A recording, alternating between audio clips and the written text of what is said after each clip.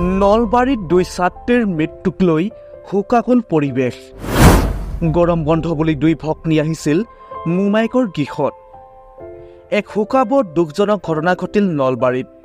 গৰম বন্ধ বুলি নলবাৰীৰ মোমায়েকৰ ঘৰলৈ আহিছিল দুই ভগ্নী।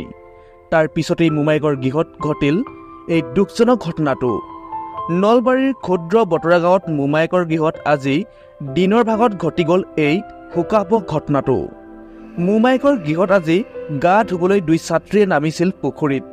পিছে এগৰাকী ছাত্ৰী দ পানীত বুৰ যোৱা দেখি আনগৰাকী ছাত্ৰীয়ে বচাবলৈ বুলি গৈ দুয়োগৰাকী কিশোৰীয়ে মৃত্যু আঁকোৱালি লয়। পিছত আহি মই তাতে খবৰ পালোঁ আৰু মানুহজনে ফোন কৰিছে যে এনেকুৱা হৈছে। তাৰপিছত মই তাৰ পৰা দৌৰা দৌৰি ঘৰলৈ গুচি আহিছোঁ।